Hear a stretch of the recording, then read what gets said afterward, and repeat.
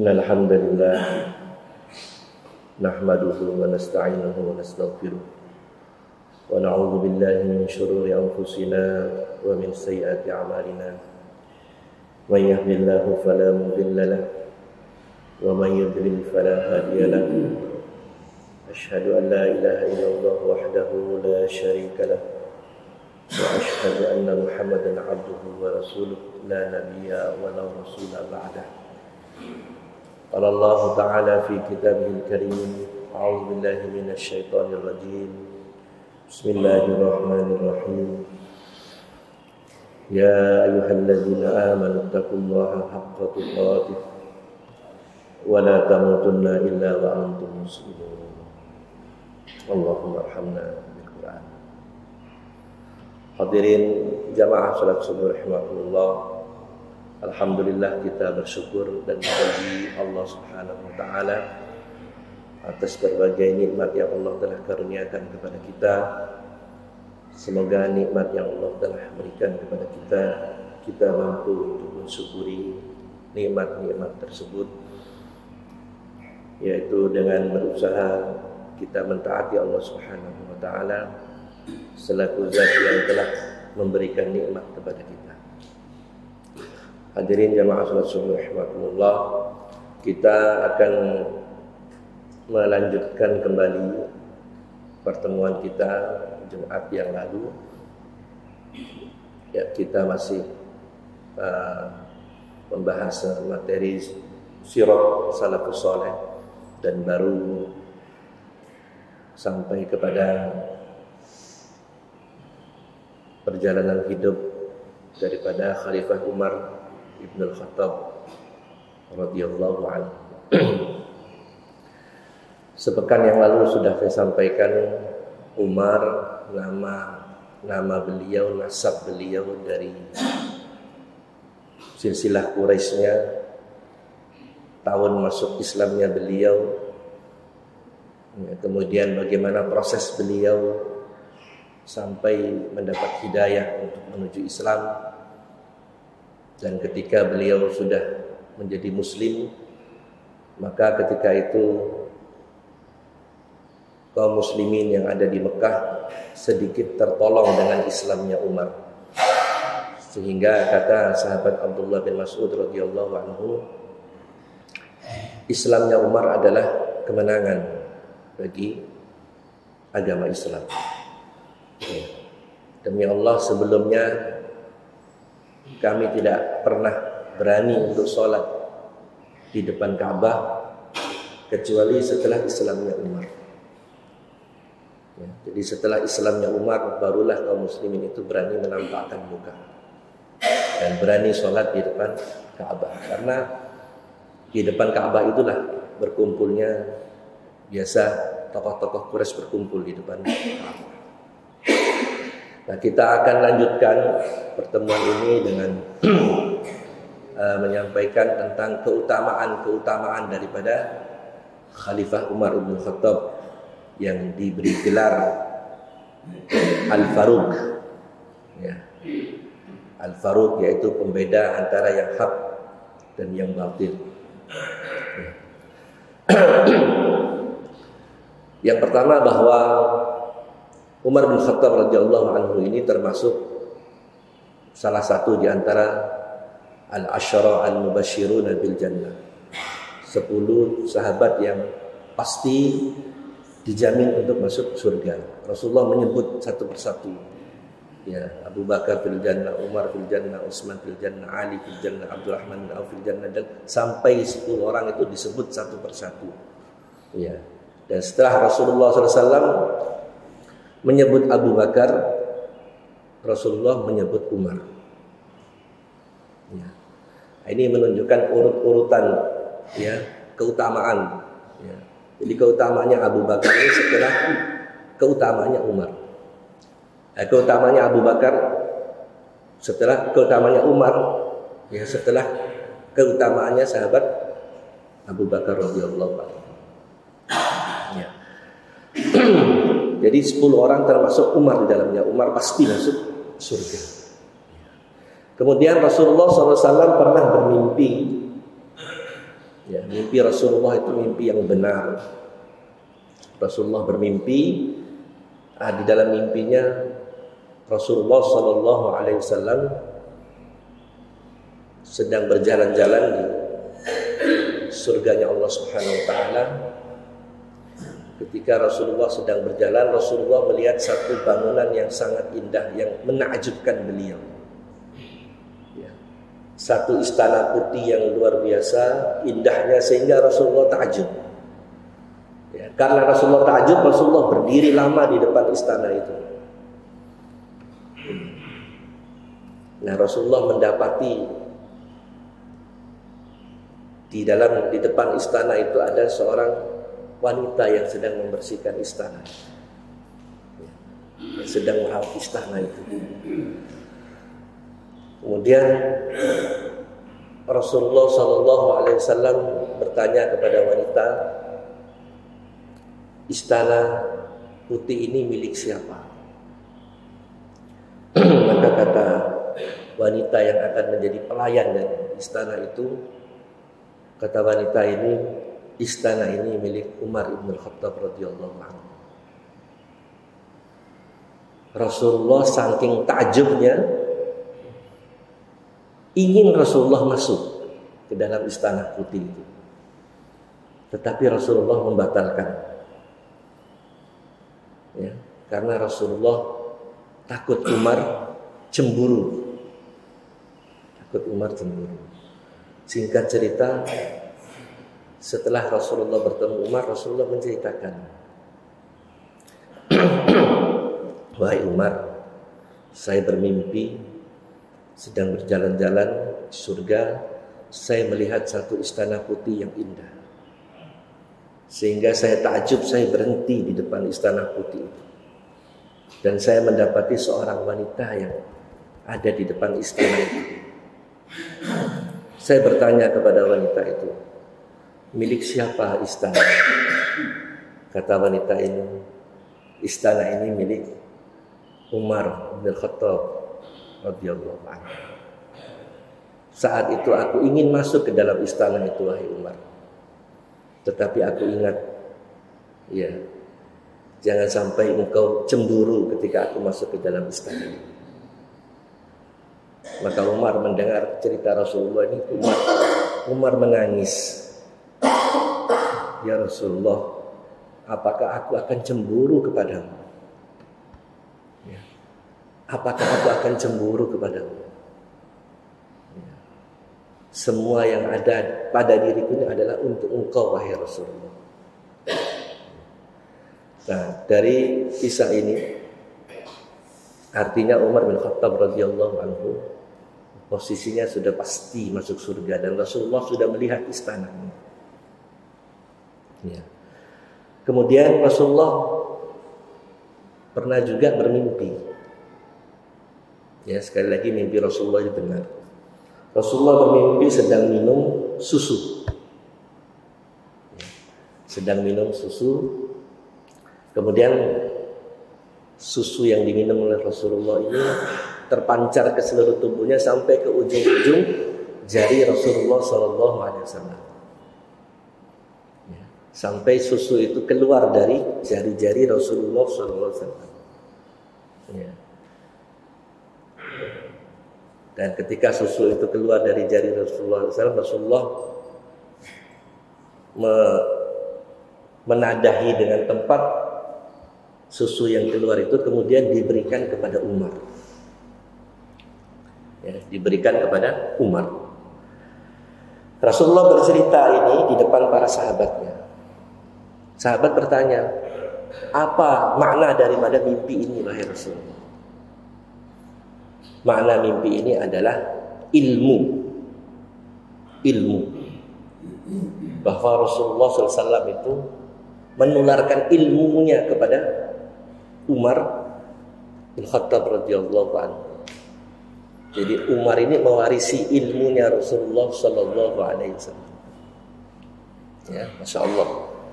Ya, nanti di pertemuan berikutnya kita akan jelaskan bagaimana ya, kecakapan ya, Amirul Mukminin Umar bin Khattab radhiyallahu anhu. Ya, jadi mimpi Rasulullah susu itu maknanya ilmu Rasulullah itu diwariskan kepada Sayyidina Umar radhiyallahu anhu. Umar mewarisi ilmunya Rasulullah SAW. Sehingga Rasulullah SAW mengatakan, ya, "Lau kana nabiyyun ba'di lakana Umar." Ya.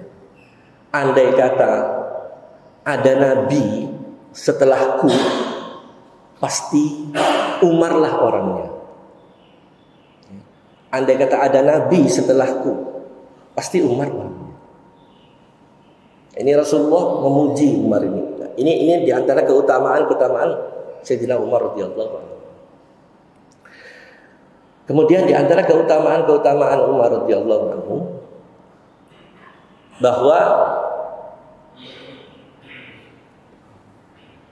banyak diantara ucapan-ucapan atau pendapat-pendapat Umar yang dibenarkan oleh Allah Subhanahu wa Ta'ala. Banyak di antara pendapat-pendapat Umar yang dibenarkan oleh Allah Subhanahu wa Ta'ala. Ya. Di antaranya Umar, ya, ketika di Madinah pernah mengusulkan kepada Rasulullah SAW.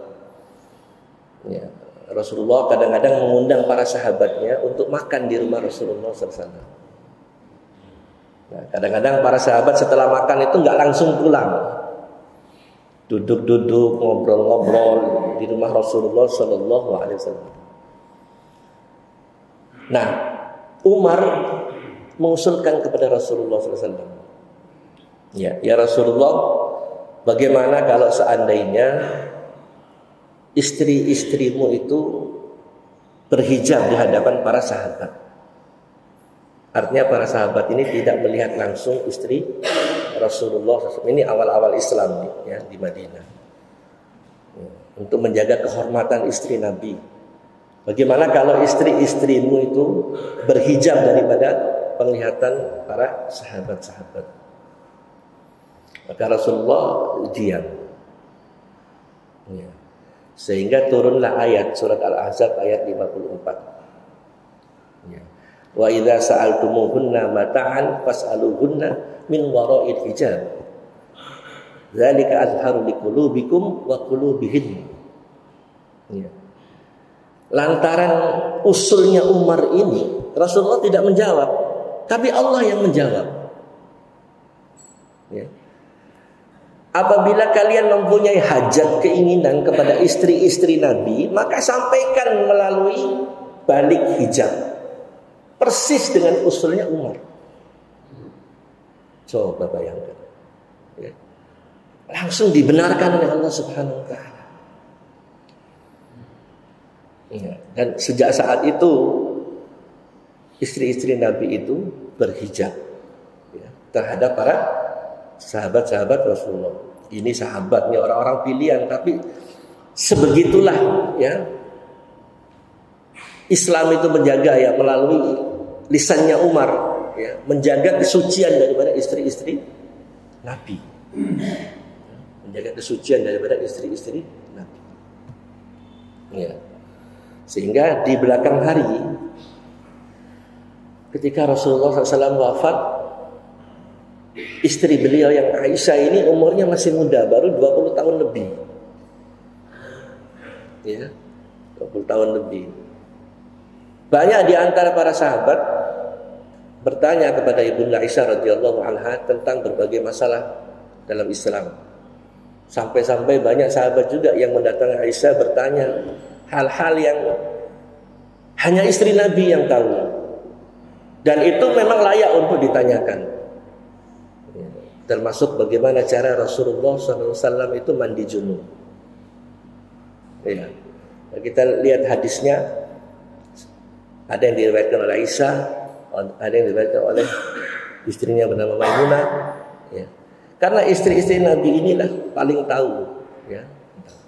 Dan dalam riwayat dijelaskan Rasulullah SAW juga, mohon maaf ya, sering mandi bersama dengan istri-istrinya.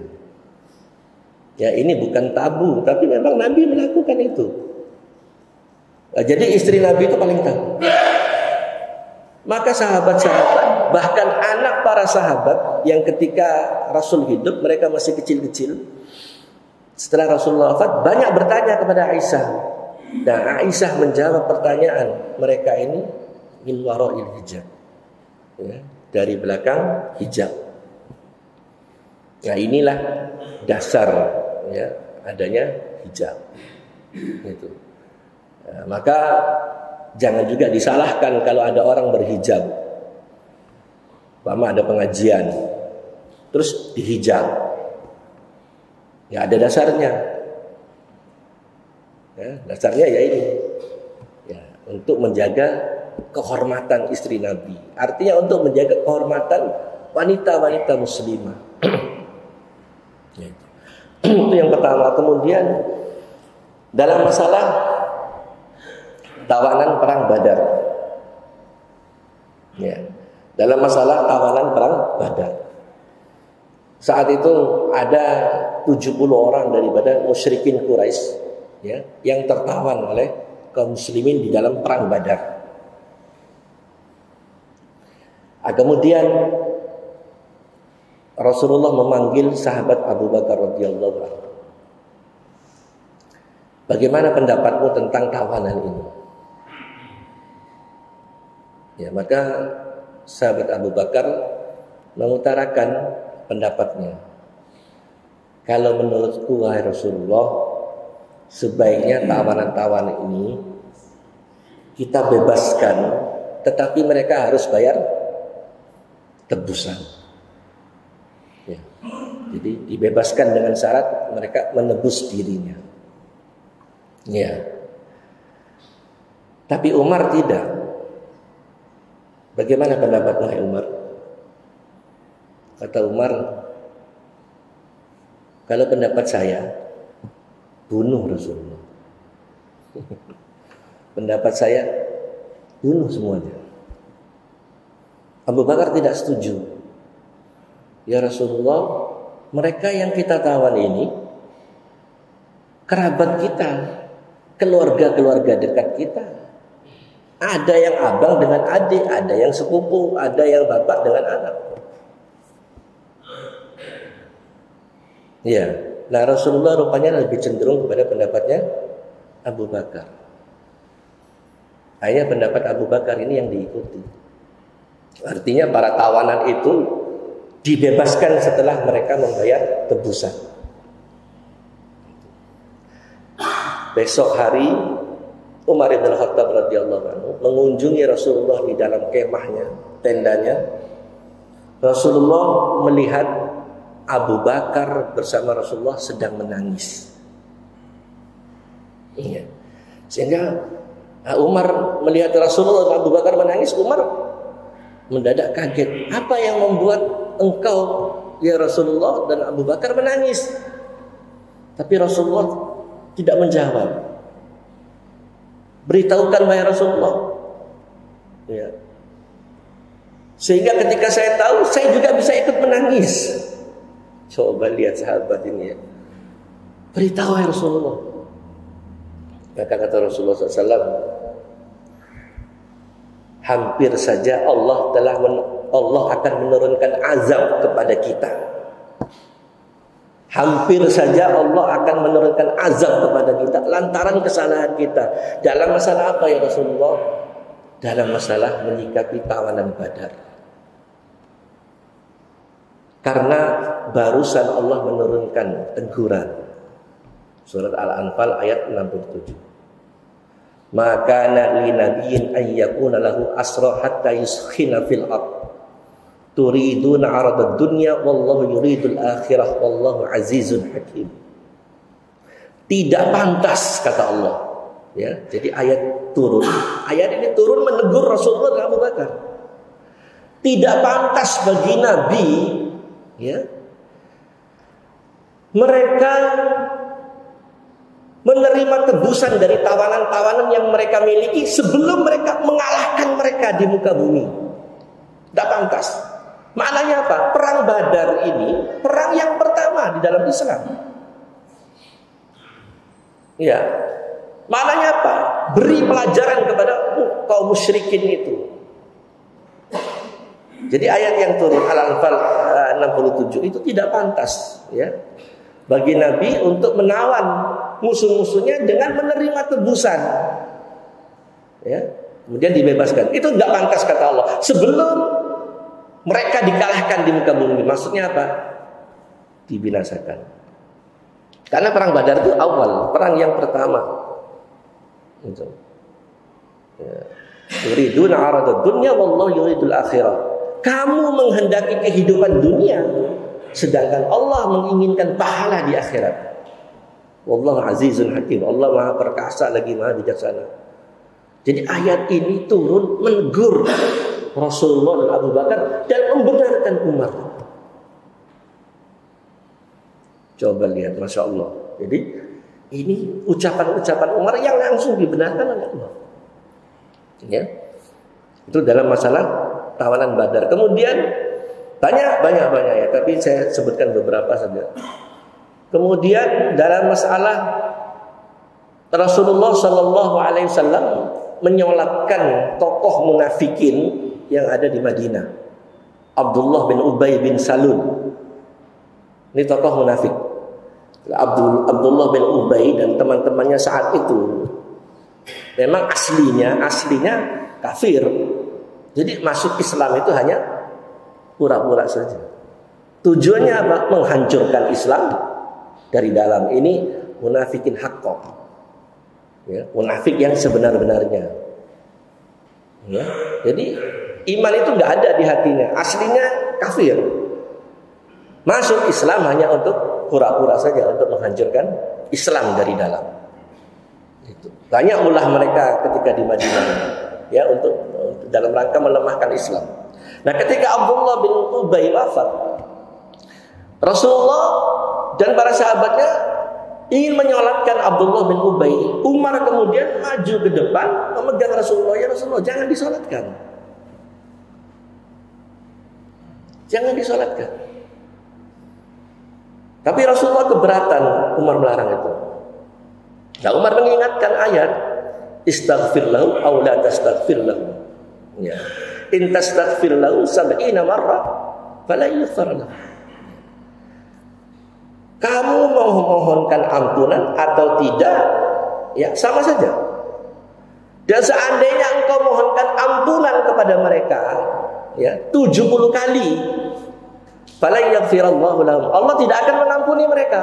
Umar mengingatkan ayat ini. Tapi Rasulullah tetap akhirnya menyolatkan mereka.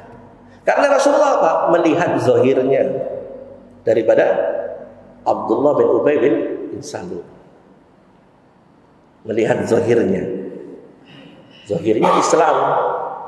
Ikut sholat, ikut pertemuan, ya. Bahkan perang juga ikut, tapi akhirnya mundur. Para munafik itu mundur dalam perang itu. Rasulullah melihat sisi zahirnya, sehingga akhirnya disolatkan walaupun sudah ditegur oleh Umar dengan ayat ini, diingatkan. Ya, sampai akhirnya turun ayat, ya, surat At-Taubah ayat 58, ya, 58 kalau tidak salah. Ya. Wala tusalli ala ahadin mata, ya, abadan. Wala takum ala qabrih. Innahum kafaru billahi wa rasulih. Jadi setelah Rasulullah menyolatkan ini, turun ayat ini menegur Rasulullah sallallahu alaihi wasallam. Ya. Jangan kau solatkan salah seorang di antara mereka itu selama-lamanya. Siapa mereka ini? Para munafik. Jadi Abdullah bin Ubay ini punya konco, punya pengikut. Jangan kau solatkan, ya, orang yang mati di antara mereka ini selama-lamanya. Wala takum ala qabri. Dan jangan kamu hadiri pemakamannya, jangan kamu ada di tempat pemakamannya. Innahum kafaru billahi wa rasulih. Karena sesungguhnya mereka itu kafir kepada Allah dan kepada Rasulullah. Dan masih ada lagi ucapan-ucapan Umar yang dibenarkan oleh Allah Subhanahu wa taala. Sehingga Rasulullah SAW mengatakan, Innallaha azza wa jalla ja'ala al-haq ala lisani Umar wa qalbihi. Sesungguhnya Allah meletakkan kebenaran itu kepada lisan dan hatinya Umar. Ya. Sesungguhnya Allah itu meletakkan kebenaran ya pada lisan dan hatinya Umar. Masya Allah. Masih banyak, ada beberapa lagi ya pendapat Umar yang Allah sendiri membenarkan akhirnya. Maka benar kata Rasulullah, kana nabiyyun ba'di lakana Umar. Andai kata ada nabi setelah aku, pasti Umar orangnya. Ini menunjukkan keutamaan sahabat Umar radhiyallahu anhu. Ya. Nah, hadirin jemaah Rasulullah rahimakumullah, itu saja barangkali ceramah subuh ini. Insyaallah kita lanjutkan di pertemuan yang akan datang. Subhanakallahumma wa bihamdika asyhadu an la ilaha illa anta astaghfiruka wa atubu ilaik. Assalamualaikum warahmatullahi wabarakatuh.